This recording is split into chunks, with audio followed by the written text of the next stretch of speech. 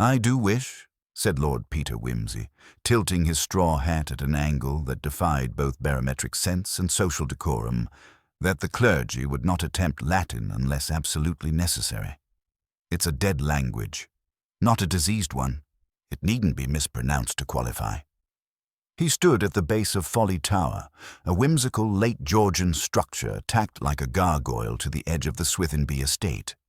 A stone helix with no purpose save view and vanity, rising inelegantly from a patch of bramble-infested lawn.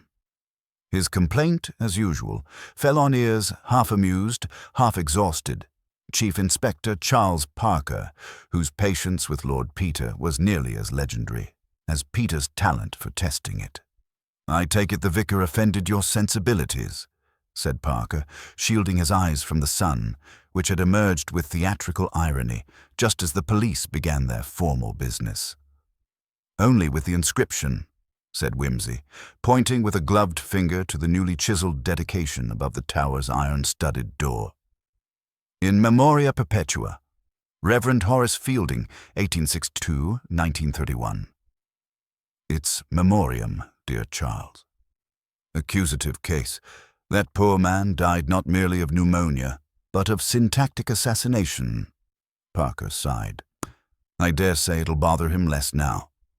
Indeed, Fielding was always unbothered by correctness in life. Death is a far more forgiving critic. The Tower, once known to local youth as a fine spot for assignations, adolescent dares, and occasional poetic recitations involving absinthe and Byron, had become the center of altogether more severe attention that week. On Tuesday morning, rain-lashed and sullen, a shriek had emerged from the upper spiral. The village postmaster's niece, come to sketch the view from the top, had instead found something altogether less picturesque, a man's body, neatly collapsed upon itself at the final landing, face hidden in the crook of one elbow as if sleeping, except for the unfortunate mess about the base of the skull, and the very permanent stillness of it all. The deceased had been swiftly identified as one Mr. Oswald Blevins, part-time estate steward, occasional lay preacher, and full-time bore by most local accounts. A widower of 15 years and a terror to his niece, who still referred to him as Uncle Bleak. Blevins had lived a sedate existence in the coachman's annex of Swithinby Hall, and, until his sudden demise, had troubled no one more severely than the kitchen staff.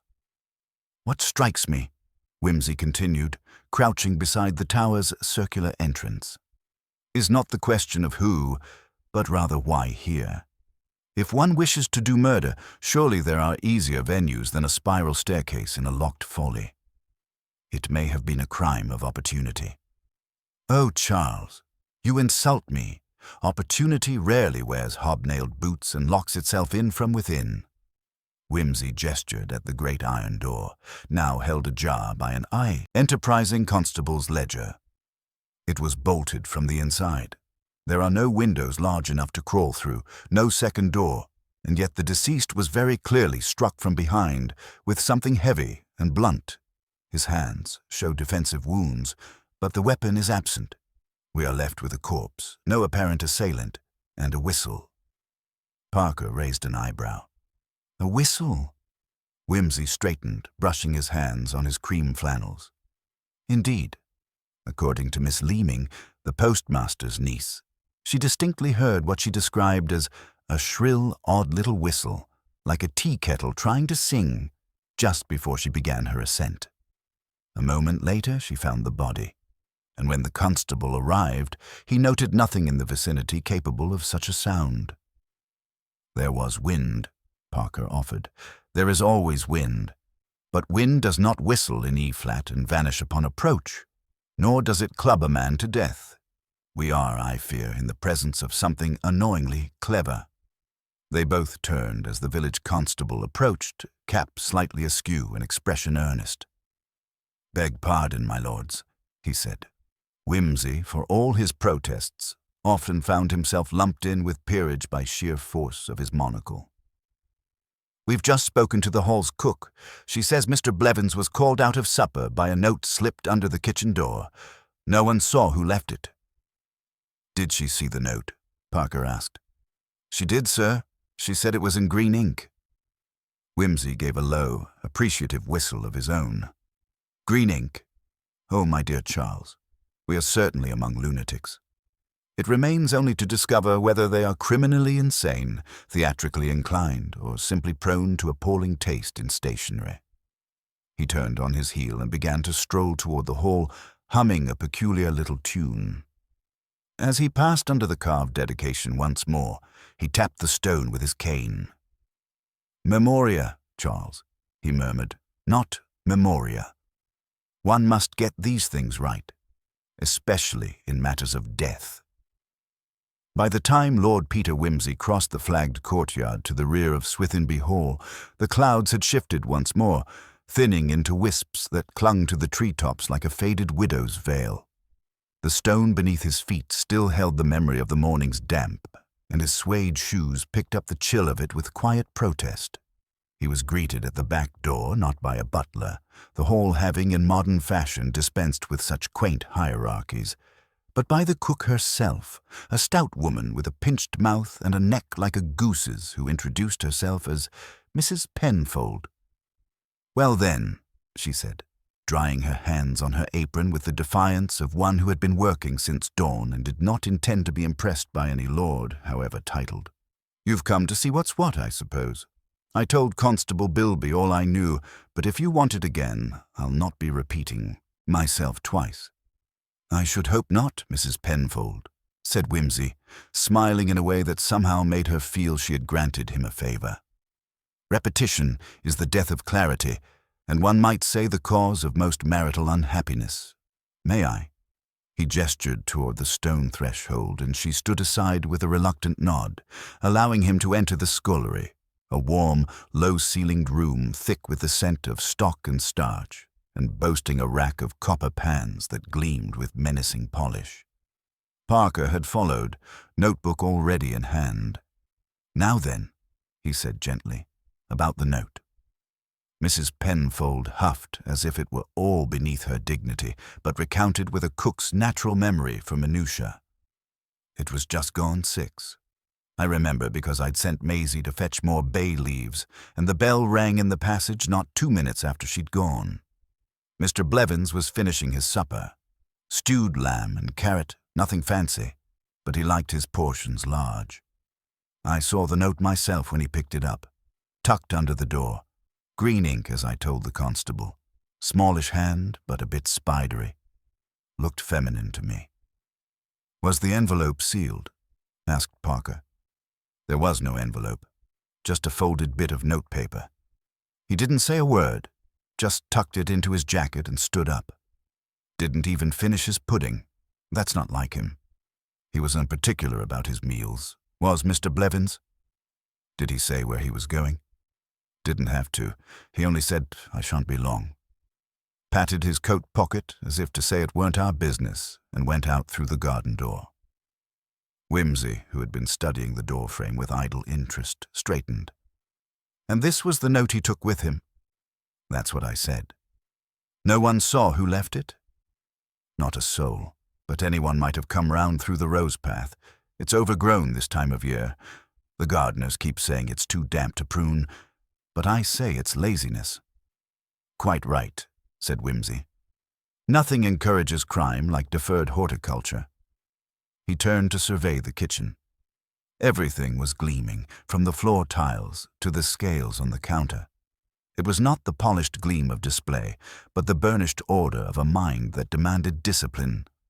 Mrs. Penfold, Whimsy thought, would not tolerate mysteries in her larder, which meant anything out of place might be more telling than anything found.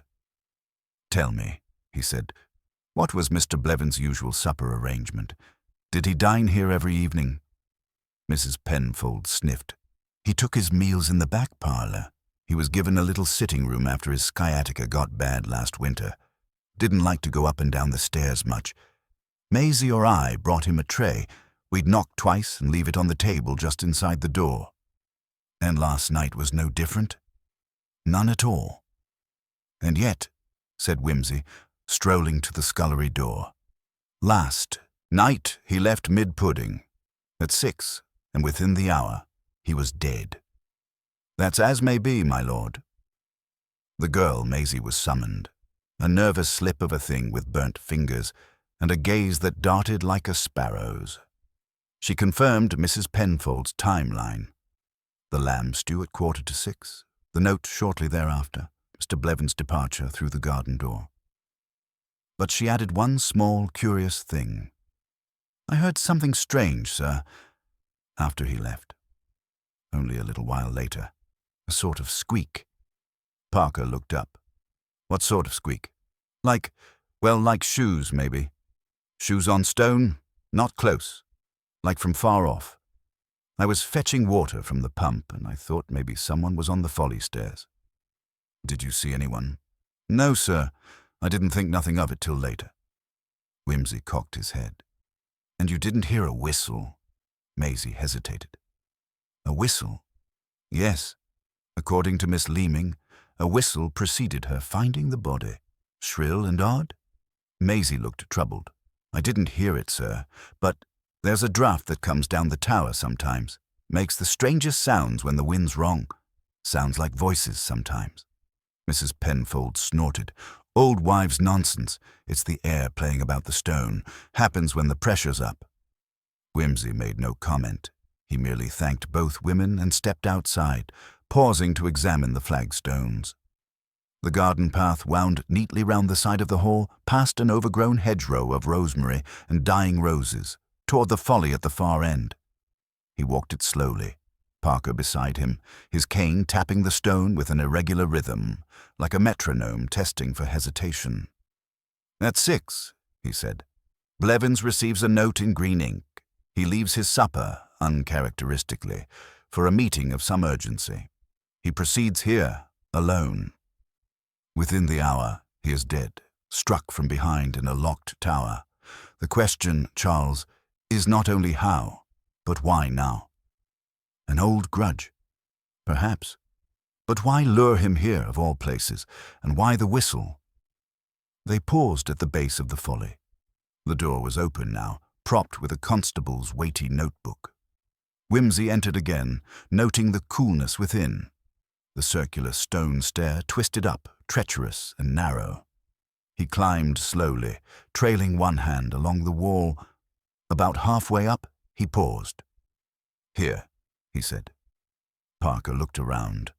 What is it?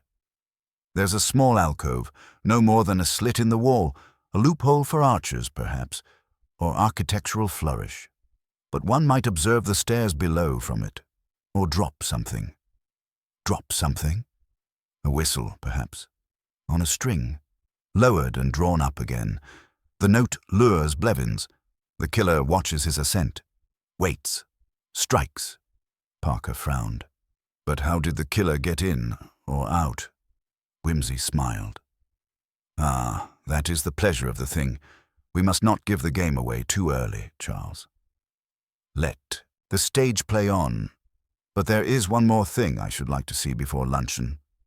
He led the way back to the hall and requested, with the utmost courtesy, to see Blevins' parlour. It was a small room off the servants' corridor, lined with ghastly watercolours and a radio that looked too new for the rest of the furnishings. On the table sat a half-finished bowl of stewed apples. Wimsey knelt beside the tray and examined it carefully. Then he reached into the pocket of the deceased's coat, still hanging on the peg. Ah, he murmured. No note. Parker raised an eyebrow. Taken by the killer? Possibly. Or never meant to be left at all. A theatrical gesture, meant to vanish. He stood. Green ink, Charles. Do you recall who else is fond of it? No one of sound mind, surely. Indeed. Wimsey's gaze drifted to the window, where the Folly Tower loomed like a crooked finger pointing toward the clouds. But madness, as Shakespeare reminded us, often bears a method. And with that, he turned toward the corridor, already thinking about the clock in the hallway, the servants' shoes, and the peculiar geometry of winding staircases. Lord Peter Wimsey spent the next quarter-hour walking, with deliberate slowness, the path from the kitchen door to the base of the Folly Tower. He had done so once already with Parker, but now his steps were solitary, his cane moving in a light staccato rhythm, as though testing each stone for a secret resonance. The trees whispered faintly overhead, stirred by a late breeze that brought with it the faint scent of damp wood and overripe leaves. A rook gave a rasping cry from somewhere beyond the orchard, and Whimsy, pausing to look back at the grey stone outline of Swithinby Hall, considered for a moment the shape of the windows, the angle of the sun, and the unremarkable normality of it all. He returned to the hall not through the scullery, but via the east entrance, a door generally unused except for deliveries of coal and laundry, which opened into the corridor just past the servants' quarters. The corridor was dim and cool and smelt faintly of lavender polish and old soapstone. A maid in a grey apron gave a startled curtsy as he passed. Whimsy offered a nod, but said nothing. The victim's small parlour had not been touched since his first visit, and it was here he lingered once more, alone now, crouched again before the coat rack, pulling open the sideboard drawers with a delicacy that suggested either reverence or deep suspicion. He found a box of correspondence, mostly bills and church newsletters, and a battered address book with corners curling like autumn leaves. At the very bottom of the drawer, under a pile of old prayer cards and one faded photograph of a woman in a straw bonnet, he found something that made his eyebrow twitch ever so slightly upward. A small bottle of green ink. It was almost dry, with the stopper crusted over. The label, Whimsy noted, was written in German, an import of all things. Curious. Blevins, by all accounts, had been a man of dull and faithful habits. One did not expect exotic stationery from a fellow whose excitement ran to plum jam and garden allotments. Still crouched, he drew out a small notebook and compared the ink marks inside. Nothing dramatic. Some jotted notes in black, a list of hymn choices, and 2 lines written hastily in green. For the Tower. 6 sharp. Alone. No date. No name. Just the instruction. The handwriting, however, was certainly not feminine. Angular, precise, faintly aggressive in its strokes. A man's hand, or at least not a woman who wrote with a light touch. Whimsy straightened and considered the implications. Had Blevins written the note himself? That would be absurd. But then again, so was nearly everything when first examined. He left the room without further disturbance and found Parker waiting in the small parlour reserved for family guests. "I've sent Bilby to check the railway station," Parker said, "just in case we've had any mysterious visitors in or out. You know the sort. Gentlemen with no luggage and too many umbrellas." "A sound plan," said Whimsy. "Though I don't believe this was the work of an outsider. Blevins was summoned, yes, but I believe by someone quite at home here, someone who knew his habits, knew he could be drawn out." "You think the note was forged?" "I think the note was theatrical. A performance, Charles. A touch of mummery. It was meant to vanish from the scene because it was never meant to be found. And Blevins, poor fellow, was rather tragically inclined to take instructions if they bore a certain ecclesiastical tone. He would not question a message that seemed to bear a holy urgency." Parker's brow furrowed. "You think someone posed as a church authority?" "Not necessarily. But there's something oddly devotional about the phrase, 'for the Tower.' It sounds like a sacrifice, doesn't it? Or rendezvous. Indeed. And I suspect the killer knew exactly how to phrase it to ensure Blevins came without hesitation. The question is, who here had both the motive and the theatrical instinct?" Parker frowned. "What about the niece? Miss Emmeline Blevins. Lives above the post office, but was often here. Saw to the old man's accounts, I gather. She's sharp-tongued, very proper. She identified the body. No signs of undue distress, though one can't always tell. Family distress is often expressed through flint rather than water," Whimsy murmured. "Where might I find Miss Blevins this afternoon?" "Likely at the vicarage. She does clerical work for Reverend Nettleby on Tuesdays." "Then let us make our devotions." The vicarage was a comfortable, absurdly overheated house, with carpets like damp scones and an aroma of Earl Grey and stale theology. Miss Emmeline Blevins, when she appeared, was neither damp nor theological. She was tall, thin, and grey-eyed, with a neat chignon and a look of intelligent displeasure that would have silenced lesser men. "I've already spoken to the constable," she said, "and I'm not in the habit of repeating myself for amusement's sake." "Oh, but I am," said Whimsy cheerfully. "I find the ritual of repetition most edifying. A bit like the Psalms, eventually something important floats to the surface." Miss Blevins did not smile, but she did not dismiss him either. She stood aside and motioned him into the drawing-room, where she resumed her work at a typewriter with the brisk detachment of one who had mastered not only the alphabet, but also human disappointment. "My uncle," she said without prompting, "was a difficult man. He did not suffer fools and, regrettably, considered nearly everyone to fall into that category. He could be pious, but it was a dry piety, like a sermon delivered to an empty room." "And did he have enemies?" "He had debts of gratitude unreturned. That often creates enemies, doesn't it?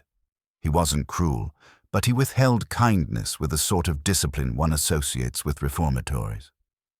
"Did he trust you?" "Only when it was inconvenient to do otherwise." Whimsy inclined his head. "I wonder, Miss Blevins, if you recognize this." He produced the notebook from his coat and showed her the green ink. Her eyes flicked to the page. "Yes, that's his handwriting." "You're certain?" "I used to read his sermons aloud when his voice gave out. I know the hand and the ink. It was a present from his brother in Hamburg years ago. He kept it even after it dried. He liked the color, said it reminded him of certain psalms." "He maketh me to lie down in green pastures, perhaps," Whimsy mused. "Or they shall wither like the green herb," she returned, almost smiling. He closed the notebook. "Then we must consider the possibility that your uncle summoned himself to the tower." She gave a sharp glance. "You think it was suicide?" "Oh, no. The blow to the back of the skull was both vigorous and unambiguously homicidal. No, he summoned himself at someone else's bidding, willingly, but unknowingly." She was silent a moment, then said, "He had been restless lately, kept speaking of signs, of having been misled." "Misled how?" "He never said. Only that he'd had a dream, a tower and a fall. Biblical nonsense. He'd become theatrical." Whimsy sat very still. "And the whistle?" Miss Blevins blinked. "What whistle?" Whimsy tilted his head. "Miss Leeming, the postmaster's niece, claims she heard a whistle just before discovering the body. Shrill, eerie, almost planned." Emmeline's hands closed on the typewriter platen. "I heard no such thing, but she does like attention." "Indeed. Thank you, Miss Q. Blevins. You have been most enlightening." Outside the vicarage, Parker gave Whimsy a look. "Well?" "She knew more than she said," Whimsy murmured. "But less than she suspects. There's something here, Charles, a manipulation." Blevins was nudged into a trap. He was convinced he was answering to something divine, or perhaps merely dramatic. "You think it's someone in the hall? Someone with access to his trust, his sense of ritual, and his schedule?" Parker exhaled. "We're not short of suspects." "No," said Whimsy, turning his eyes toward the grey silhouette of the Folly just visible beyond the hedgerows. "We are not. But we are very short of time. Because whoever whistled from the tower wanted not only to kill Blevins, but to be heard doing it." And with that, he stepped briskly down the garden path, the cane tapping once again in rhythm, as if marking time to some private cadence only he could hear. The next morning broke cold and colourless, with a thin mist hanging over the hedgerows like muslin forgotten after a country fete. Lord Peter Whimsy, already immaculately dressed in a charcoal tweed three-piece and a cravat of improbable intricacy, stood on the gravel drive beside Parker, holding a delicate porcelain cup with precisely 2 fingers, and sipping with the measured reverence one usually reserves for communion wine or an Auget sauterne. "I dislike mist, Charles," he remarked with a kind of cheerful melancholy. "It lends too much drama to architecture. Even a perfectly ordinary water tower begins to look like a priory of unspeakable rights." "You suspect the folly of harboring secrets?" Parker asked, tugging his gloves tight. "My dear man," said Whimsy, "a structure that calls itself a folly positively insists upon secrets. It's only good manners to provide them." They walked together up the slope, the same track Blevins had taken that fatal evening, the ground beneath their feet crisp with frost. As they neared the base of the tower, Whimsy slowed, raising his hand. There, in the wet grass, Parker saw it too. A slight depression, elliptical in shape, as though someone had stood still for a considerable time in a pair of town shoes ill-suited to sodden country ground. A few feet away, another set of prints, deeper and staggered, indicated someone had walked briskly from the structure towards the lower orchard path. "2 visitors at least," Whimsy murmured. One of them waited, Sastin, the other departed in haste. Inside the tower, little had changed. The hollow shell of the Folly offered no comfort. It was 2 stories of stone winding upward to a cap-like observation room accessible only by a metal spiral stair that rasped when trodden like a disapproving chaperone. Blevins's blood had been scrubbed away, mostly, but the place retained a feeling of violated sanctity, like a font after desecration. Whimsy crouched at the base of the wall where the body had been found and pressed his gloved fingers lightly to the stonework. No signs of forced entry, no signs of a scuffle. Our murderer struck cleanly and probably from behind. Blevins was unafraid, possibly even kneeling. Parker paced behind him. Could the killer have hidden up the stairs, waited for Blevins to arrive? Whimsy shook his head. Too uncertain, too exposed. If Blevins had seen anyone already within, he'd have called out or simply gone back. No, he expected someone, yes, but not violence. He looked upward, then rose and ascended the spiral stair in long, effortless strides, pausing at the top. The observation room was barely 10 feet across, with narrow slits instead of windows. But from this vantage, one could see the full sweep of the valley, the lane to the village, and even the vicarage roof, where the chimneys now began to pipe up their first warmth of day. And on the floor near the edge of one slit, a splinter of glass, almost invisible, gleamed faintly. Whimsy stooped and picked it up, holding it to the light. Then he whistled. "What is it?" called Parker. "Something far too deliberate for a murder of passion," came the reply. "Come and see." The fragment was smooth on one side, curved on the other, thick and faintly green. It might have belonged to a magnifying lens. Parker frowned. Someone was watching. More than that, Charles. Someone was focusing. You see the angle? From here, the slit looks down toward the vicarage garden, and quite precisely onto the sundial near the shrubbery. You think it was used to, what? Signal? Not impossible, but more likely to observe. Someone was being monitored, which makes our killer not just theatrical but calculating. Very un-English. Whimsy pocketed the glass and made his descent. Let's pay another visit to Miss Leeming, shall we? I want to know precisely when she heard that whistle. Not just what hour, but what moment. Miss Leeming, when summoned from the post office's back parlor, arrived with an air of puzzled eagerness and slightly smudged fingertips from a morning's work with postal ledgers. She had the polite, girlish nervousness of one conscious that her statement might be weighed upon the great scales of justice, or worse, the local gossips. "It was just after 6, she said, clutching her cardigan close. The clock in the sorting room had just chimed, and I was carrying the last of the bundles to the van." "Did you see anyone?" Whimsy asked gently. "No, only the fog. But I heard the whistle. It was sharp, almost Ghostly, if I may say so, but it came from the tower. I'd stake my reputation. And how long after that did you find the body? Not long. I went to look. Thought perhaps it was one of the lads playing tricks again.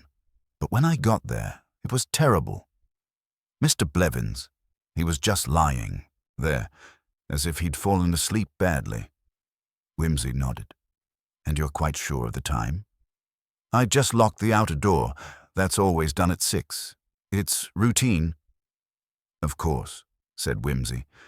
Routine is such a wonderful ally in these matters, far more reliable than memory.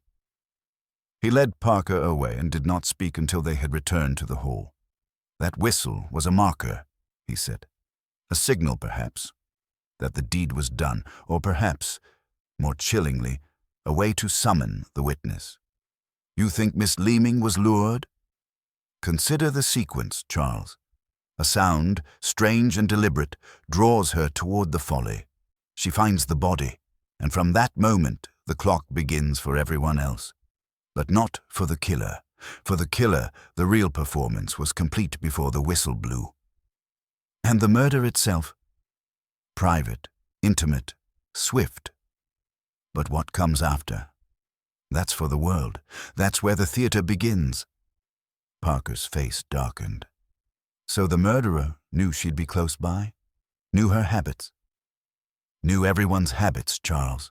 Knew the hour the post was closed, the route she took, the sight lines from the tower, the way fog plays tricks on sound, which suggests someone with long experience of the place. Or long study. Whimsy fell silent, then turned and walked to the drawing room where the family had gathered for a second round of interviews. Lady Swithenby was seated in a high-backed chair, wearing a fur that might once have been expensive and now appeared simply defiant. Her husband had taken refuge behind a newspaper, and their daughter, Delia, stood at the fireplace, idly twisting the cord of the bell-pull between her fingers as though considering whether to summon help or merely distraction. Lady Swithenby, said Whimsy, might I trouble you for a small point of etiquette? She blinked at him. Etiquette. Indeed. If one were to host a musical gathering, say in 1927, what time would one expect it to begin? She frowned. 7, perhaps, after dinner. Would it be unusual for someone to arrive at 6? Only if they intended to help with chairs or to warm up. Why? Whimsy smiled faintly. Just testing a theory. And Mr. Blevins, was he musical? He had a voice like a corncrake, she said tartly, but he did adore Handel. Did he ever attend your family concerts? A few, yes. Though we haven't held one since the war, there's been no mood for it. And who arranged those concerts? Lady Swithenby looked toward the fireplace. Delia, mostly. Delia dropped the cord as if burned. I was fond of music, she said. Still am. Indeed, said Whimsy. And did Mr. Blevins approve of your compositions? She flushed slightly. He had opinions, certainly. But I don't compose. I arrange. It's different. And does your arrangement ever include whistles? She looked at him, startled. I beg your pardon? I only wonder, Whimsy said gently, if you have an ear for tones, the kind that might pierce fog, the kind that might draw someone to a tower at the precise moment required. Lady Swithenby rose abruptly. Really, Lord Peter, this is absurd. Absurdity is merely truth wearing the wrong shoes, said Whimsy with a shrug. But thank you. I believe you've given me rather more than you think. And as he turned from the room, Parker at his side, he murmured, The stage is set, Charles. The curtain has not yet risen, but I begin to see where the props are hidden. Whimsy's fingers, long and fastidious, tapped a gentle rhythm against the lid of his cigarette case as he and Parker retreated into the stone-flagged hallway. The house was unseasonably cold for April, the kind of creeping chill that clung to the bones and suggested not just drafty corridors, but old sins insufficiently aired. Well, Charles, Whimsy said as they descended 2 steps to a narrow passage that led toward the morning room. We have now a whistle, a viewing slit, an overzealous postmistress, and a young lady who arranges handle in minor keys. The pattern, while faint, begins to show its grain. Parker frowned. You're leaning rather heavily on the whistle. Am I? Wimsey drew out a cigarette and struck a match with the care of a man lighting a fuse. Sound, my dear Parker, is a most curious thing. It is ephemeral, but specific. It travels where sight cannot, and it has a way of awakening the mind. Miss Leeming heard a whistle and went toward danger, not away from it. That says something rather significant. He stepped into the morning room, whose windows overlooked the garden now greening with reluctant spring, and opened one with a slight creak. Now let's test a little theory. A single sharp trill burst from Wimsey's lips, high, clear, and oddly plaintive. There was a moment's silence, broken only by the distant caw of a rook.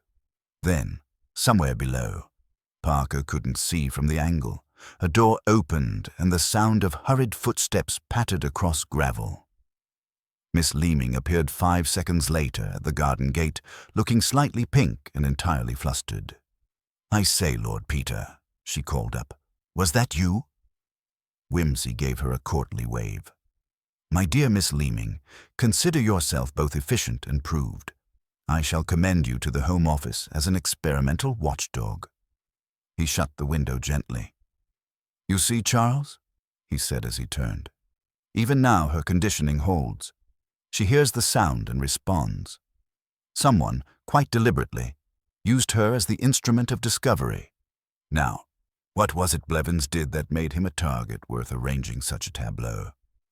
Parker was studying the floor plan Lady Swithinby had lent them, a faded rendering from some 1890s. Prospectus that showed, with Edwardian optimism, a much larger estate than currently existed. He tapped the drawing room. Could be something he saw. From here, you'd have a straight line of view to the Folly. Or something he heard, Wimsey murmured. But let's not indulge in too much speculation before breakfast.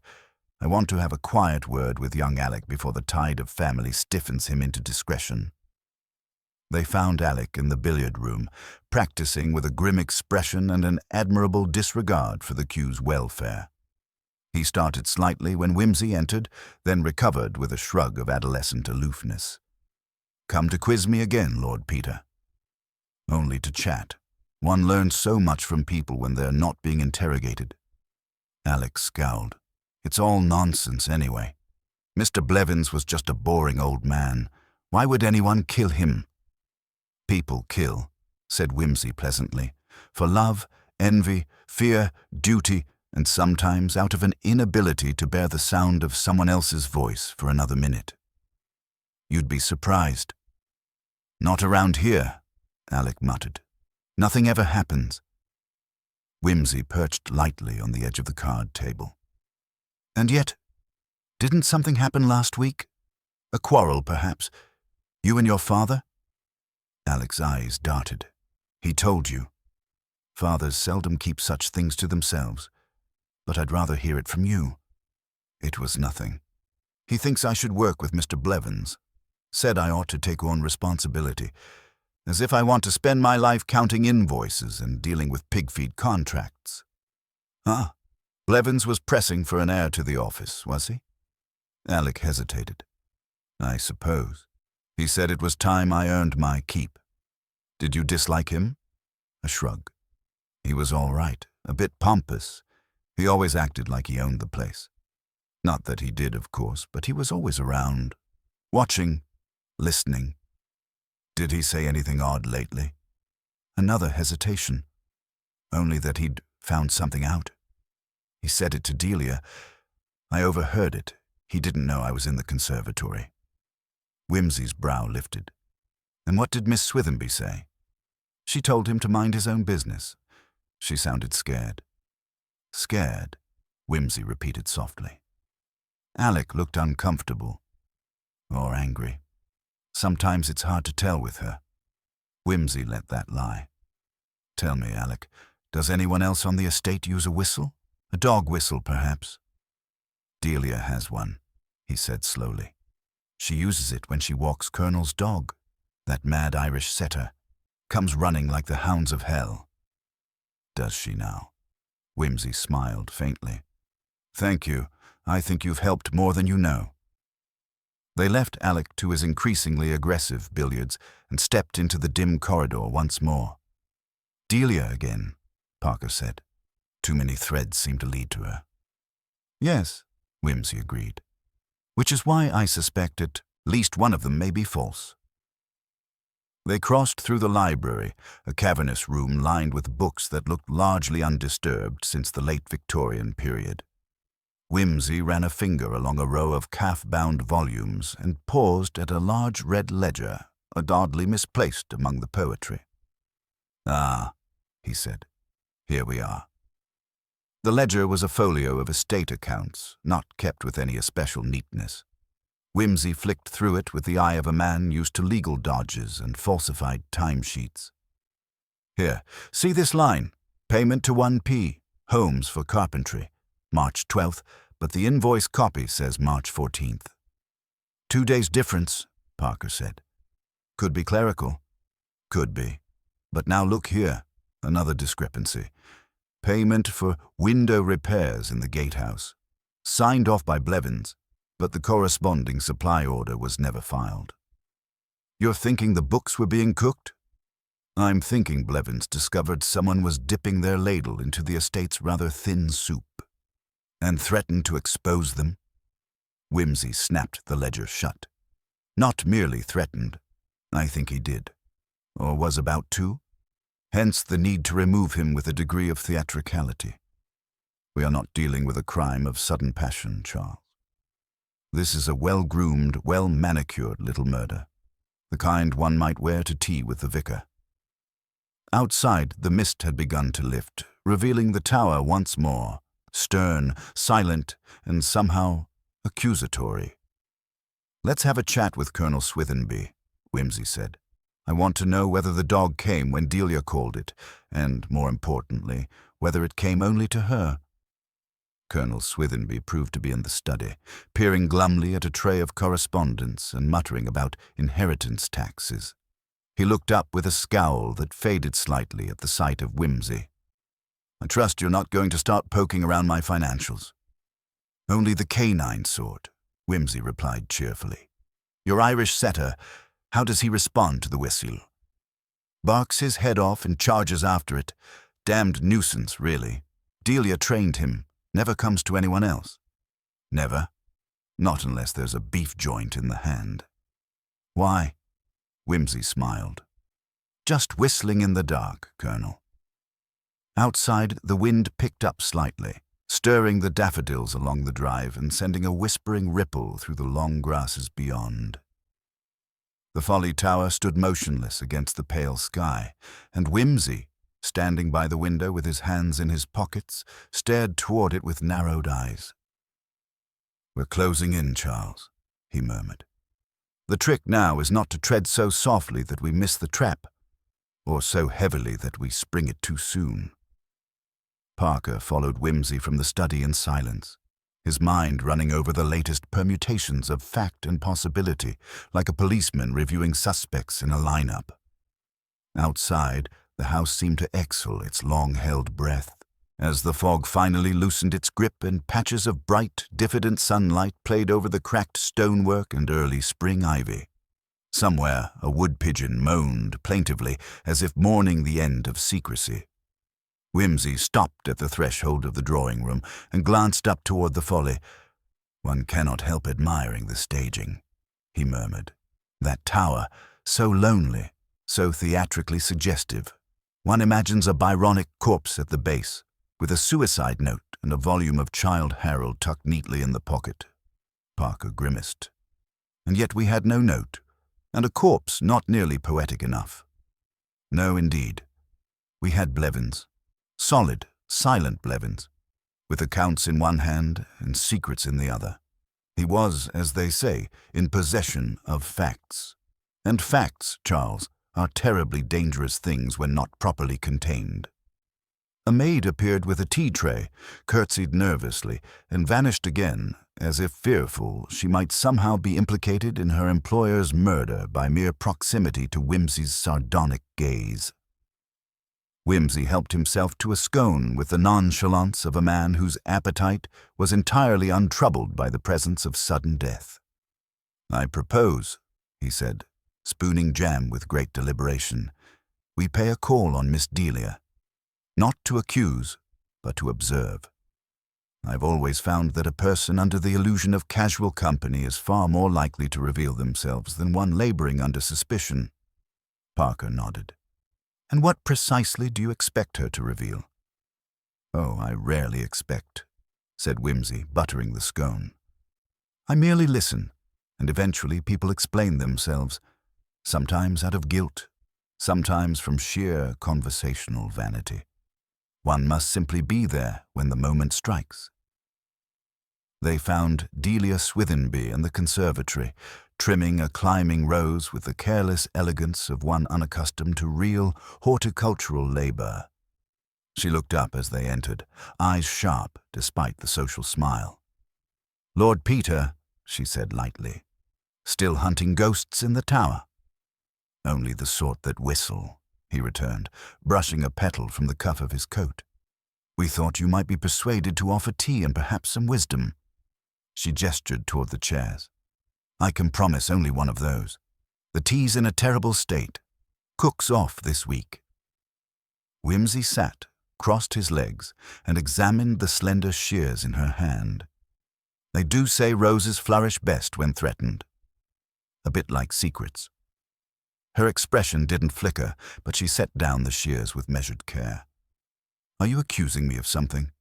"Certainly not, but I do wonder what it was that Mr. Blevins thought he'd discovered. Young Alec tells me he said as much to you." Delia folded her hands. "Blevins had a habit of hinting. It made him feel important.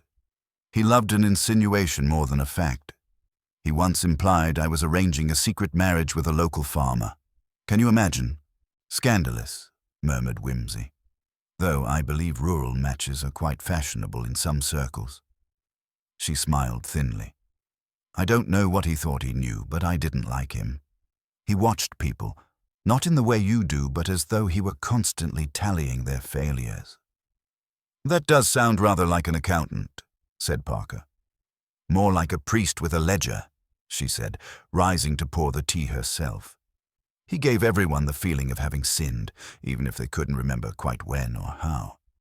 Whimsy took his cup with thanks and stared into it for a moment. "Tell me, do you often walk the dog with the whistle?" Delia blinked. "Only when I take him out across the fields. He's easily distracted." "Would anyone else know where you keep it?" "I suppose anyone in the house could find it. I leave it in the drawer by the hall table. And if, say, someone wanted to lure you, or another, to the Folly and mimicked the whistle—" She paused. "It wouldn't work. The dog would come, not the people. Except it might have worked on me. I respond to it almost automatically. It's habit." "Precisely," said Whimsy softly.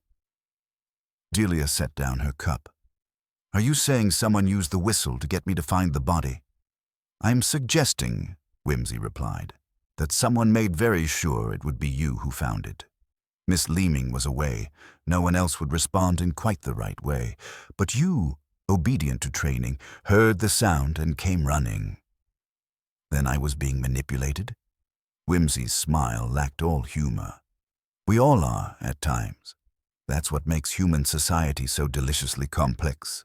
But here, someone wished to guarantee that the scene unfolded with a particular poignancy."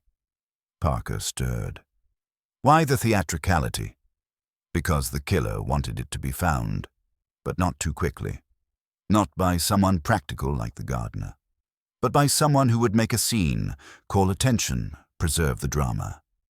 Delia has the right voice for gasping and calling up a tower, and, no offense, she's just dramatic enough not to think twice before rushing in." Delia looked stunned. "You make me sound like a character in a play." "You are," said Whimsy gravely. "We all are in someone's theater." They left her in thoughtful silence and returned to the hallway, where Whimsy paused by the tall case clock. "This clock is 10 minutes fast," he said. "Perhaps someone forgot to wind it," said Parker. "No, look at the pendulum. It's running, and quite merrily, but fast. Someone altered it." "Why would anyone want to do that?" "To shift a timeline," said Whimsy. "If a witness swears by this clock, say, hearing the whistle at precisely 6:15, then the actual time might have been 6:05. Enough of a difference to falsify an alibi or conceal a movement." He tapped his fingers against the oak case. "Clocks, Charles. Clocks never lie, unless someone asks them to." As they stepped outside, a figure emerged from the stables. Jem Moffat, the ostler, leading one of the horses across to the paddock. He stopped when he saw them. "Morning, sirs," he said. "You still asking about the tower?" "Still climbing the stairs of suspicion," said Whimsy. "Tell me, Jem, did you hear anything the morning Mr. Blevins died?" Jem scratched behind his ear. "Well, sir, I heard the whistle. I was in the stable loft, pitching hay. Thought Miss Delia was taking the dog again." "And did the dog bark?" "That's the funny thing. He didn't. Usually goes wild. But not a peep that morning." Parker and Whimsy exchanged a look. "Thank you, Jem," said Whimsy. "That's most enlightening." As they turned toward the Folly again, Parker muttered, "Then the whistle wasn't used to call the dog." "No," said Whimsy. "It was used to call Delia. But the dog didn't react. Meaning it wasn't the real whistle, or not the one he responds to, which tells us two things." "Go on." "First, the killer had a replica or imitation, perhaps even whistled themselves. Second, they didn't care about calling the dog at all. They needed her, Delia, to arrive at a particular moment." Parker exhaled. So, who wanted Delia to find the body, and why? Whimsy didn't answer at once. He stood at the base of the Folly Tower, eyes lifted toward the windows where the body had once lain in silent display. "I think," he said finally, "we've been thinking of the crime as a matter of removal. But it may, in fact, have been a matter of revelation. Someone wanted that secret found. The question is, whose secret was it, and what did Blevins know that made him the bearer of someone else's shame?" He stepped inside the tower, boots echoing on the spiral stone, and began to ascend. "Come along, Charles. I think we may find our answer in the dust." The stone spiral rose in tight, breathless coils, each tread worn into a shallow crescent by the passing of many cautious feet. Whimsy moved with deliberate ease, pausing occasionally to run a hand along the cool, lichen-dusted wall. Parker, following a few steps behind, kept his silence, not from fatigue, but from habit, trained over years to let Whimsy's silences do their own talking. They emerged into the upper chamber, a circular room that seemed suspended above the world, its slit windows gazing out in cardinal directions like narrow, disapproving eyes. The dust had settled again, but faint drag marks, some curved, some abrupt, still lingered on the floor, the legacy of Blevins' final contortions or his killer's unceremonious staging. "Look at the sill," Whimsy said suddenly, indicating the eastern embrasure. "Someone sat there recently." Parker leaned in. A depression in the grey powder betrayed the weight of a human figure, compact and perhaps restless, as the smudges suggested small, repeated shifts. "Not Blevins," Parker said. "Oh no, too tidy. And besides, one sits to contemplate, not to perish. This is a watcher's perch." He stepped closer, squinting through the arrow slit to the house below. From here, one sees the rear courtyard, the path to the stable, even the edge of the conservatory, but not the front drive. Curious. Unless, Parker offered, they weren't watching for arrivals, but for someone leaving. Whimsy smiled faintly. "My dear Charles, there may be hope for you yet." He moved to the opposite wall and studied the ancient bracket affixed near the ceiling, its iron throat still choked with the remains of a candle long extinguished. "Tell me," he said, "why bring Blevins up here? If one merely wanted to kill him, a simpler place would suffice. the cellar, the stable, even a quiet corner of the orchard. But the Folly has drama, a sense of judgment. And height, said Parker grimly.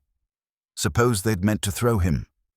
Too undignified, Whimsy said, waving a hand. Besides, he was found lying straight as if placed, not flung. No broken limbs, no contusion save the blow to the head. No, our killer wanted him discovered, not obliterated. He stooped suddenly and brushed aside a patch of dust beneath the central window. A small metallic glint caught the light. Ah, here's a thing. It was a brass key, dull with age but recently handled, its grip worn, its teeth sharp. No tag or label. A key, said Parker, reaching for his notebook. A spare, perhaps. Or a decoy. Blevins had a drawer in the estate office. Locked. The vicar's boy said so. Whimsy weighed the key in his palm. I dislike unexplained keys. They tend to suggest either carelessness or cunning, and Blevins wasn't careless. He pocketed it, rose, and gave the chamber one last slow survey. Let's go down, he said. We'll leave the ghosts to their business. By the time they returned to the main house, the weather had turned again, clouds pressing down with bruised, humid impatience.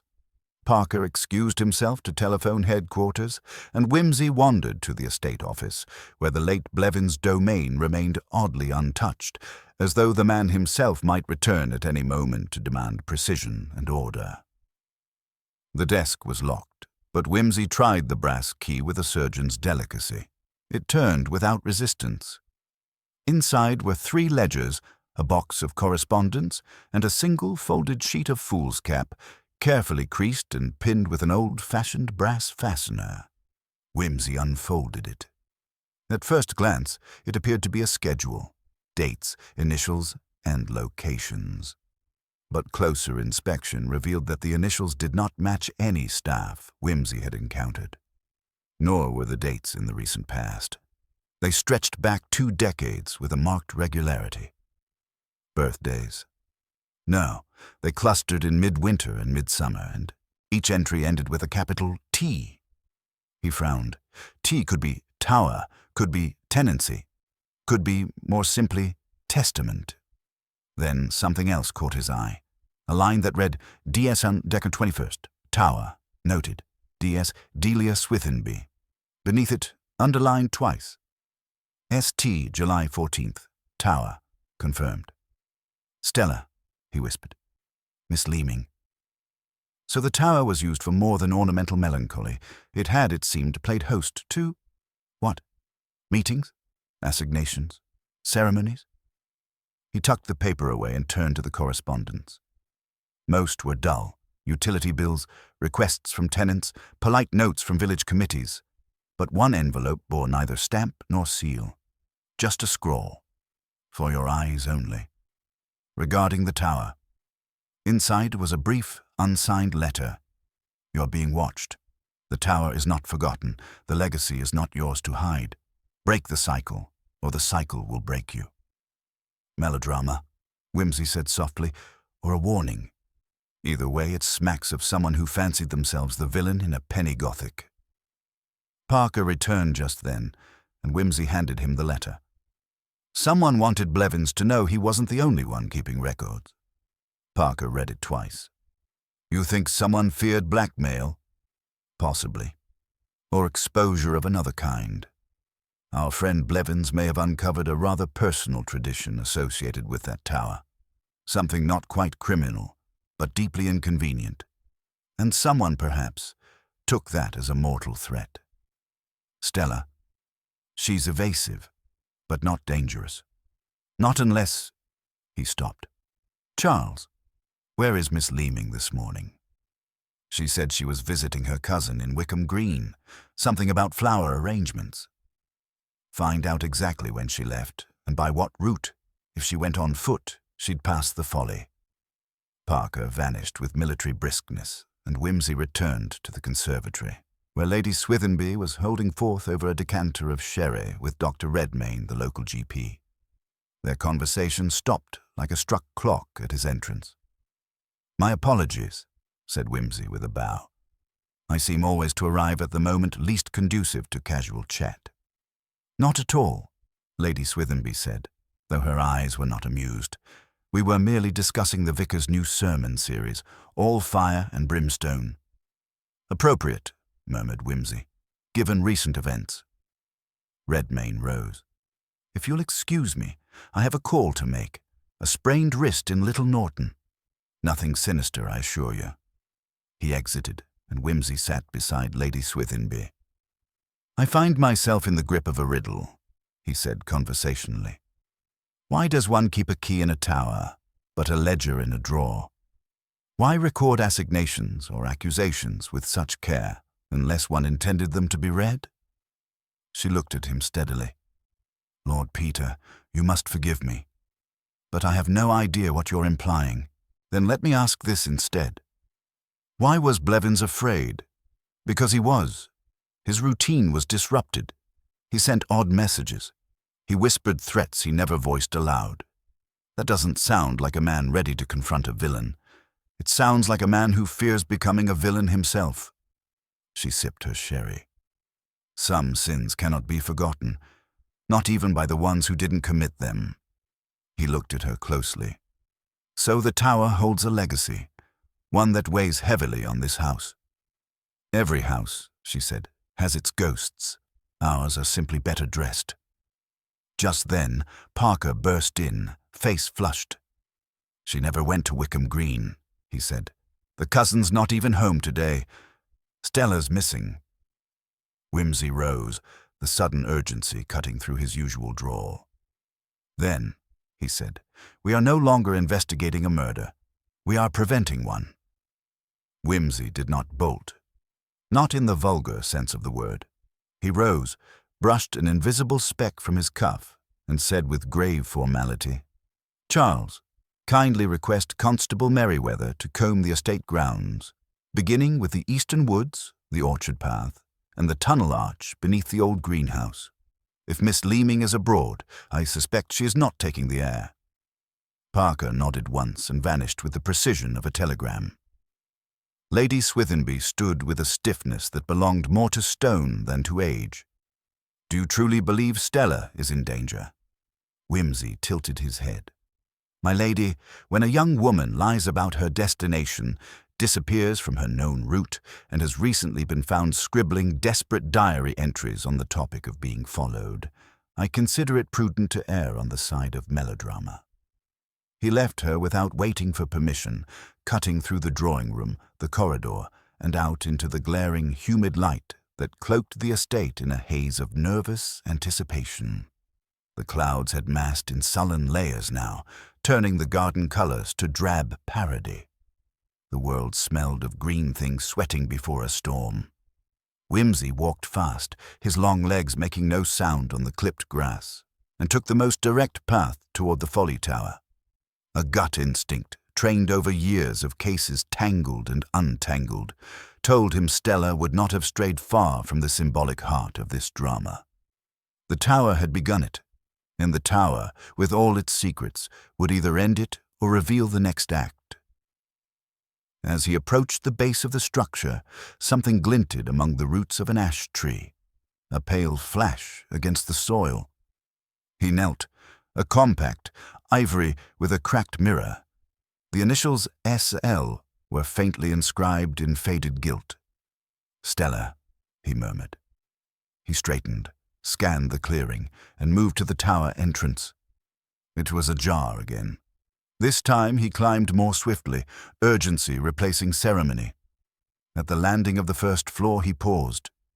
Something was different. The air held the tang of sweat and fear. Something brittle and charged. A faint, muffled sound, a stifled sob, drifted from the stairwell above. He ascended, soft-footed as a cat. She was there, Stella, curled against the sill like a broken wing, her back to the room, her dress twisted, her hair fallen in damp coils. Her shoulders shook silently. Whimsy did not startle her. He simply said, "You dropped your compact, Miss Leeming. I'd hate to think you were scattering breadcrumbs." She turned, and her eyes, red-rimmed, ringed with despair, met his. "He told me to come," she said. I thought if I explained, if I could make him understand." "Who?" Whimsy asked, though he already suspected the answer. "Mr. Blevins," she whispered, "before he died. He said there were things I needed to see, things about my family. He said the tower wasn't just a place, it was a ledger, a tomb." "Ah," said Whimsy. He stepped further in, examining her face, not with pity, but with precise forensic empathy. "And did you see them?" She nodded. "In the drawer, the papers, the list. My mother's name was there, and mine. What were you doing here now?" "I got a letter this morning, not signed. It said I needed to finish what was begun, that if I didn't, everything would come out. The shame, the truth about my inheritance." Whimsy sat on the opposite sill. "Truth, my dear Miss Leeming, is a remarkably elastic garment. It stretches to fit most occasions, but blackmail, alas, is cut from a very stiff cloth indeed." Her hands twisted in her lap. "I didn't know what to do.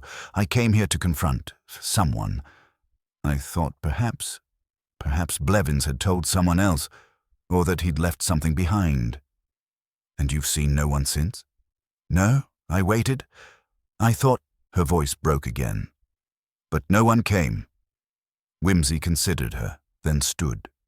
He moved to the middle of the chamber and stooped beside the bracketed candle sconce. With the end of his walking stick, he pried at the base of the wall just below it.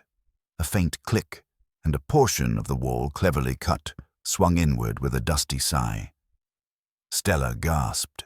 Inside was a small recess, no larger than a tea tray. Within it, a packet of letters tied with black ribbon, and a tiny carved box, walnut with a brass clasp. Whimsy took both and returned to her. "Blevins knew the end was near," he said, "and he left this where only someone with the same fears and the same clues would find it."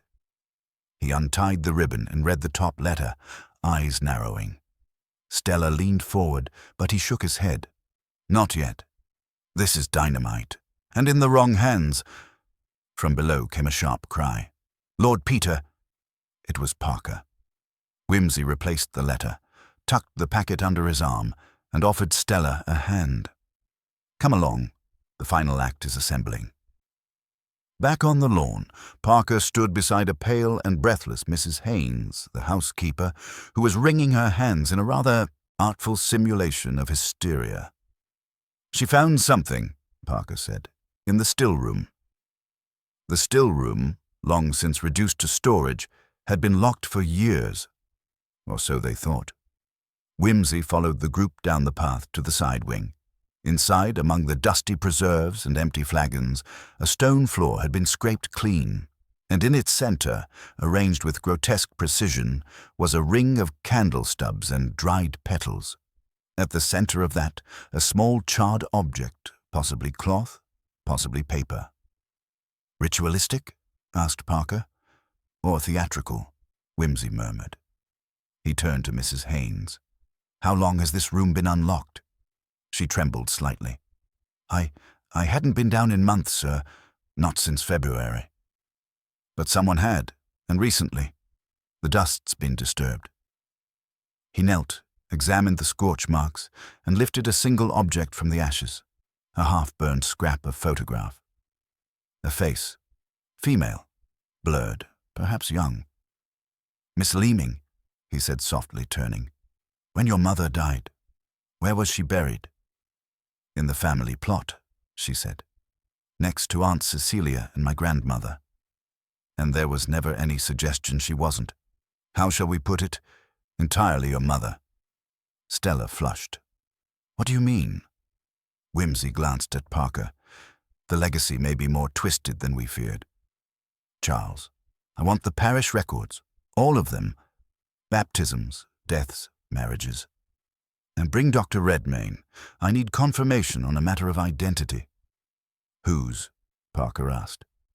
"Miss Leeming's," Whimsy said, "and perhaps the late Mr. Blevins's." Stella stepped back. But I don't? What are you saying? I'm saying, said Whimsy quietly, that the tower was not merely a site of memory.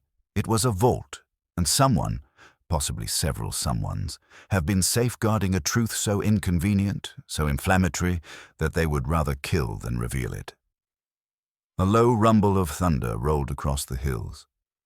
Whimsy looked to the west, where the clouds now churned in heavy folds, as if the heavens, too, waited for revelation.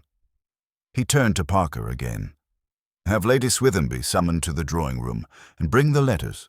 Tonight, Charles, we draw back the curtain, and not everyone will enjoy the view. Lady Swithenby did not keep them waiting. She entered the drawing-room with the composure of a woman well accustomed to disturbing news, her cane tapping a delicate rhythm against the tiled floor, her expression more curious than alarmed.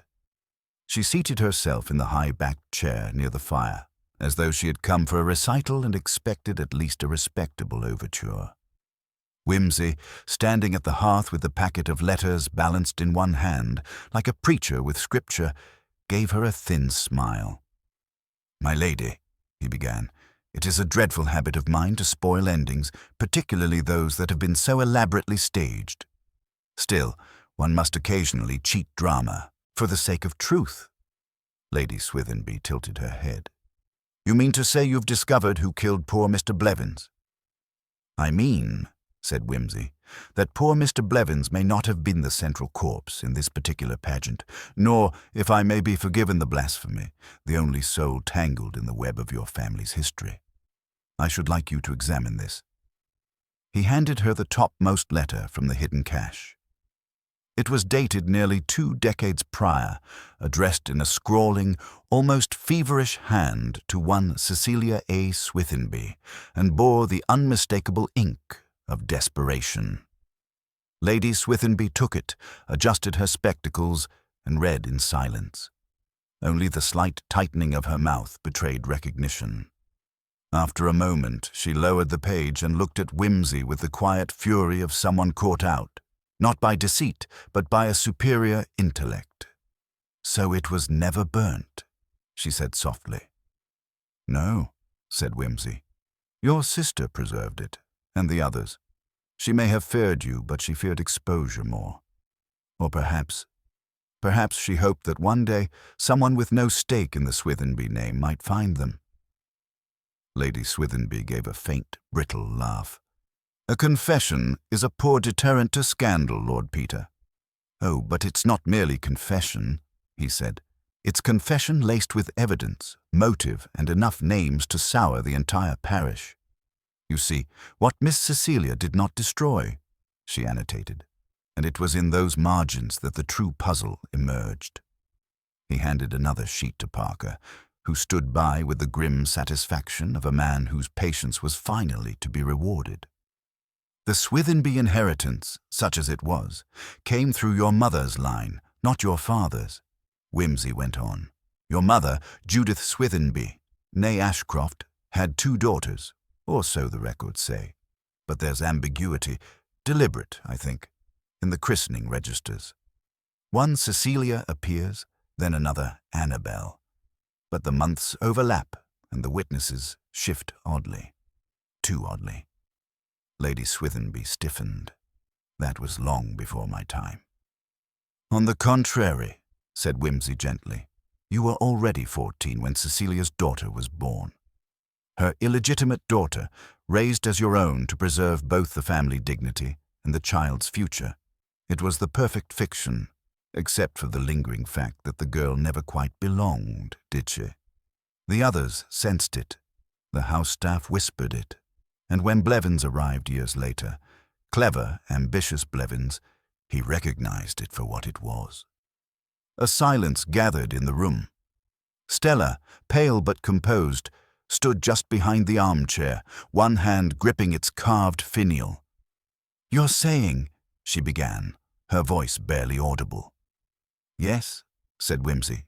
You, Miss Leeming, are not the daughter of Violet Swithenby, but of Cecilia. Which, in the perverse arithmetic of aristocracy, makes you not a cousin to the title, but the most direct heir of it. Stella stared at Lady Swithenby, whose face had become mask-like. "But you—" "Of course she raised you as her own," Wimsey said, "but not out of affection, out of necessity. The fortune, you see, had to pass to a suitable heir, and when your mother died so suddenly, well, it was convenient, was it not, my lady?" The dowager's gaze did not waver. "If you are suggesting I murdered my sister—" "Not directly," said Wimsey, "but I dare say the sedatives were never properly questioned, and Dr. Redmayne was young and impressionable, or possibly indebted." At the mention of Redmayne's name, Stella gasped. "I spoke to the good doctor earlier this afternoon," said Wimsey. "He confirmed certain discrepancies in the medical records. Nothing conclusive, mind you, but enough to cast a long, uncomfortable shadow." Lady Swithenby folded her hands in her lap. "And Blevins? What of him?" "Blevins was in possession of the truth," Wimsey said. "He threatened to expose it, not out of nobility, but leverage. He wanted money, control, possibly more. You refused." He turned to Stella, though his methods grew increasingly cruel. The diary, the letters, even that little burnt photograph in the still room, they were meant to terrorize her into silence, or perhaps complicity. "But someone else silenced him," said Parker. "Yes," said Wimsey, "and that's the crux. Blevins died the night after visiting the Folly Tower, a visit no one can place except that he left behind the very packet we now possess. He was pushed from the stairs, possibly during an argument, possibly as he tried to hide the letters." He turned to Stella. "You were seen that evening walking toward the tower." I was looking for him," she said. "He'd sent me another message, claiming he had documents. I was terrified, but when I got there, it was empty. You didn't go up the tower. I couldn't bring myself to. I turned back." Wimsey looked at Parker. "And the butler, has he been located?" "Still missing," Parker said. "Curious," Wimsey murmured, "particularly as he was the only person, aside from the housekeeper, with keys to every room, including the still room and the tower." Lady Swithenby stirred. "You believe Reynolds killed Blevins?" "I believe," said Wimsey, "that Reynolds was not merely a servant, but an accomplice, possibly even a relation, though we've yet to untangle that branch of the family tree. He disappeared the same night Blevins died, and I suspect he took certain objects with him. He crossed to the sideboard, opened a drawer, and withdrew a slender, dust-covered book. This was found in the old nursery, a journal belonging to Cecilia. In it she mentions a man, R, she calls him, who helped arrange Stella's baptism under her sister's name. That same R is referred to later, cryptically, in connection with something she calls the Tower Ledger. Lady Swithenby closed her eyes. "It was meant to be buried," she said quietly. "And yet," said Wimsey, "it resurfaced, as things do in time. Scandal has a longer half-life than uranium." Thunder cracked again, louder now, as if the storm had chosen that moment for punctuation. Stella stood immobile, her face unreadable. "Then it's all true," she said finally. "Everything I thought I knew is changed, not erased," said Wimsey. "You are still who you were, only with clearer parentage and perhaps a title to contest. Whether you wish it is another matter." She gave a small, bitter laugh. "I think I'd prefer peace." He inclined his head. "A rare inheritance." Parker stepped forward. "And the killer?" Wimsey's eyes met his. "We shall let them declare themselves, Charles. Guilt has a curious way of surfacing, and now that the truth is out, I suspect we shall see who runs, and who, despite all, stays to face it." He turned again to Lady Swithenby. "Will you remain, madam?" She did not answer, but her silence was louder than thunder. The following morning dawned with a pallid light that filtered hesitantly through the leaded windows of Folly Tower House. The storm had passed, leaving the air crisp and brittle, as if the very atmosphere had been cleansed and left awaiting some decisive reckoning. Lord Peter Wimsey, standing by the wide sash window of the drawing-room, watched the gardeners briskly at work, tidying flower beds sodden by the tempest. He toyed absently with his pince-nez, a habit when the wheels of his mind turned particularly slowly and with care. Parker, ever the faithful sentinel, stood near the fireplace, polishing a brass coal scuttle with a methodical thoroughness that bespoke both nervousness and an attempt to maintain normalcy. Wimsey's thoughts were anything but normal. The revelations of the previous evening had stirred a pot whose contents were not yet fully visible, and he was well aware that in the household's strained tranquility, every glance and gesture carried weight far beyond its surface. Stella Leeming, meanwhile, had taken refuge in the sunroom, the heavy velvet curtains drawn back to let the morning light in. Her pale face was turned toward the garden, though her eyes seemed to see far beyond the clipped hedges and gravel paths. She was, Wimsey noted with some sympathy, a young woman caught between inheritance and identity, each a blade edge to be negotiated with the utmost care. "Lord Peter," Parker broke the silence, "the police have been most insistent on searching the tower and grounds again this morning. Captain Hastings was rather vexed when I informed him that you wished to conduct your own inquiry in private." Wimsey gave a faint smile. "Ah, Hastings and his admirable enthusiasm for tangible evidence. Let them rummage to their heart's content, Parker. Sometimes the most elusive truth hides beneath the surface, impervious to blunt force." The butler nodded gravely, but it was clear the sentiment did little to ease his own irritation at official interference. Just then, the door opened quietly, and Lady Swithinby entered, her composure immaculate but her eyes sharp and unyielding. She was dressed in a muted grey tailored suit, the colour of storm clouds lingering after a passing tempest. "I thought it best to join you both," she said, voice low and measured. "There are matters which require clarity." Wimsey inclined his head. "Your timing is impeccable, as ever, madam." She cast a glance toward the window. "The Swithinby legacy is tangled, and yet, if there is to be a reckoning, I would prefer it be orderly rather than chaotic." "Orderly," repeated Wimsey, "is a luxury often reserved for those who can command it. I trust you understand the stakes." "Quite," she said, settling into a nearby chair. "The papers you discovered last night provide more than mere scandal. They reveal scheming, manipulation, and a deliberate attempt to suppress the rightful heir." Her gaze flicked toward Stella's closed door. "I'm curious, Lord Peter. Did you glean from your inquiries whether Miss Leeming herself suspects the extent of her inheritance?" Wimsey considered. "She knows she's different, but until now, the puzzle lacked its final pieces. Identity is a fragile thing, my lady, particularly when it is anchored in deceit." Lady Swithinby's mouth tightened. "And what of Reynolds? If, as you suspect, he was complicit?" "He is no longer here to answer," Wimsey interrupted gently. "But I have reasons to believe he left traces behind. Evidence too subtle for the casual eye, but quite perceptible to those who listen closely."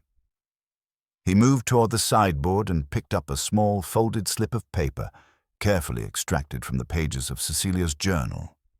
"This," he said, "is a ledger excerpt, or rather a fragment.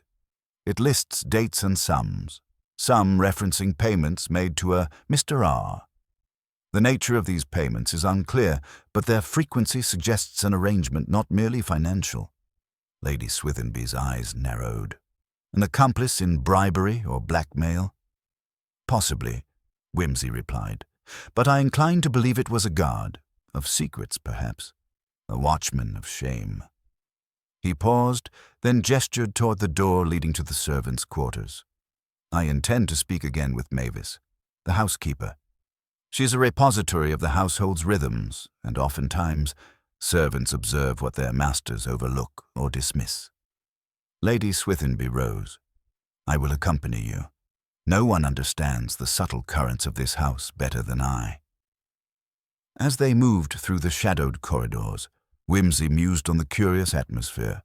The house seemed to breathe with a life of its own, the echoes of whispered confidences lingering beneath the polished surfaces.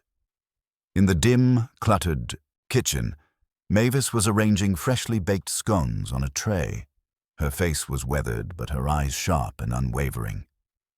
"Mrs. Mavis," Whimsy began with formal courtesy, "I trust you are not too inconvenienced by my persistent inquiries." She smiled faintly.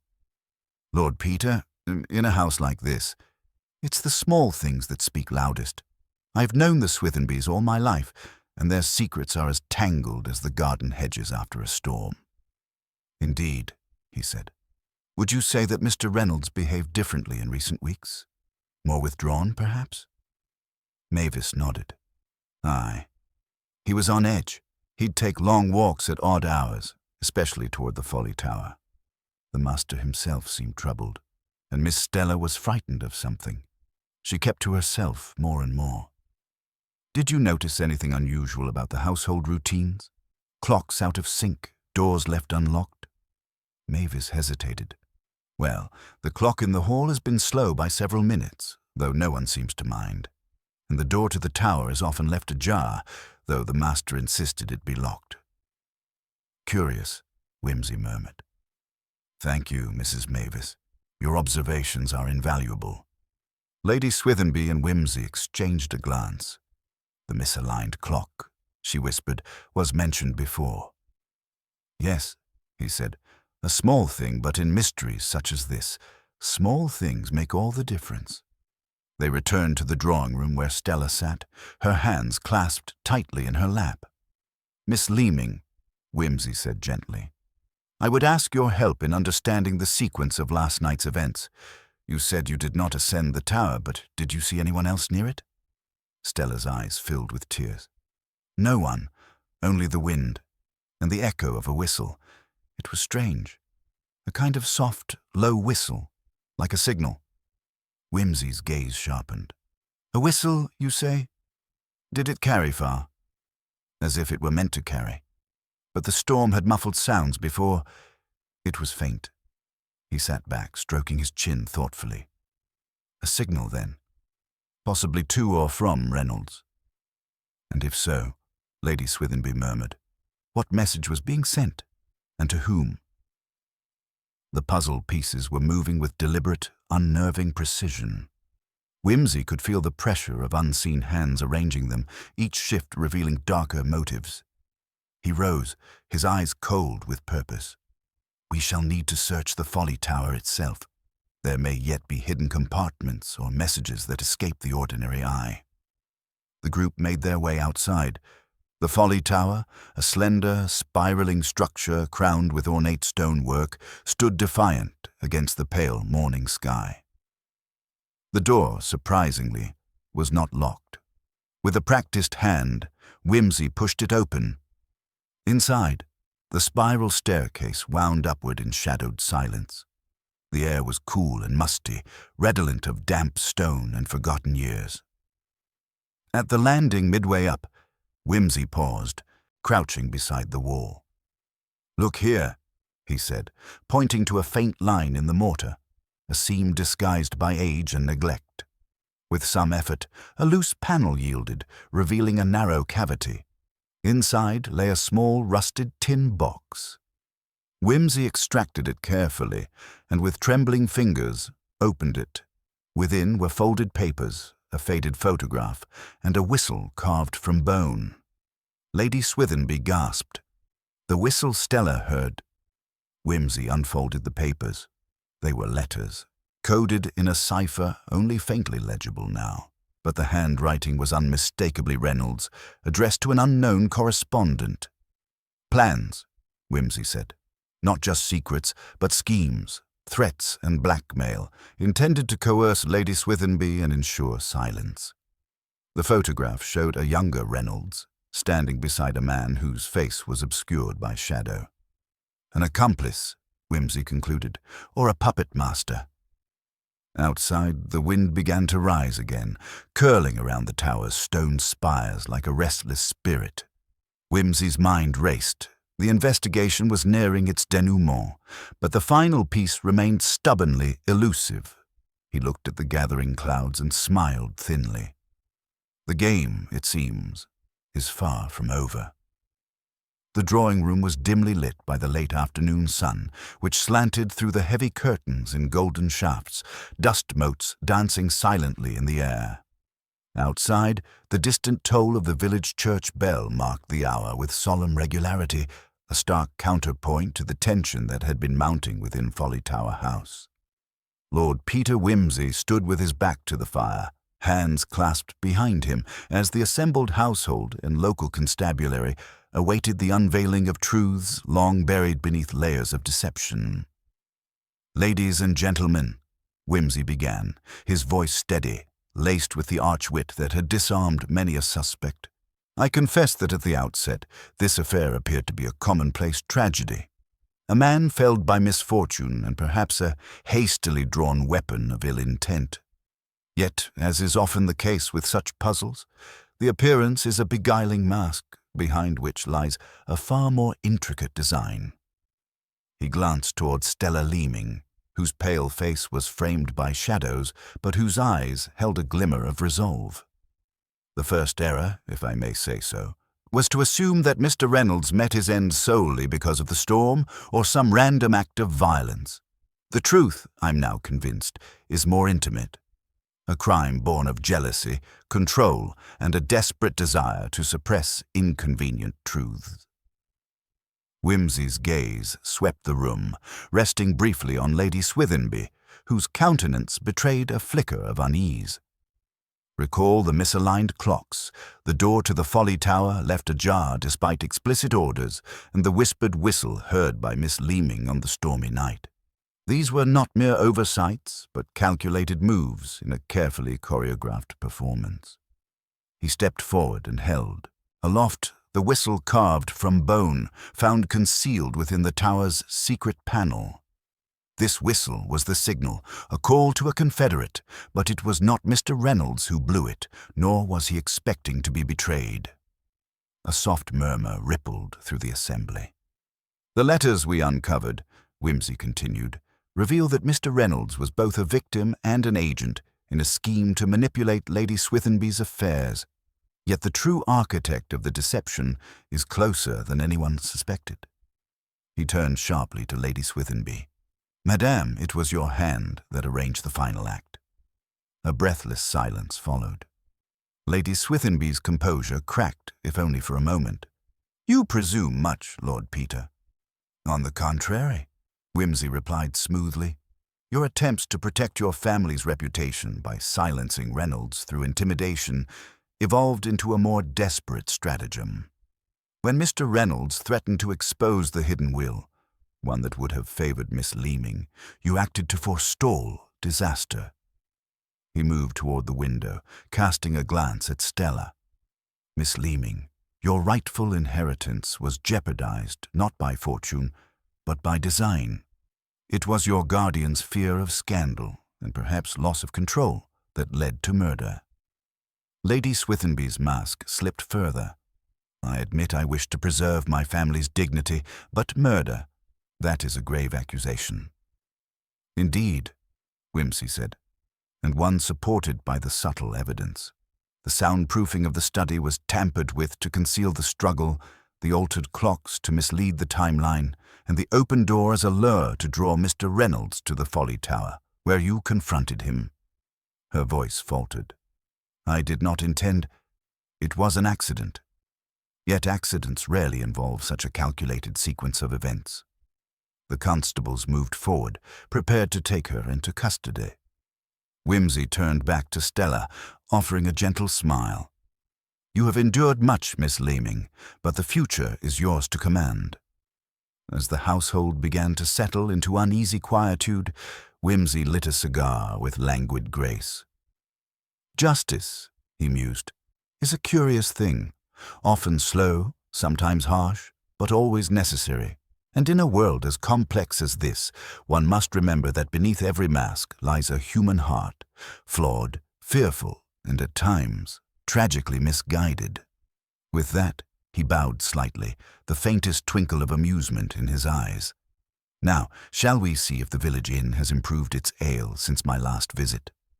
And with characteristic ease, Lord Peter Wimsey departed Folly Tower house, leaving behind the tangled threads of mystery, now finally woven into the clear fabric of truth. Tools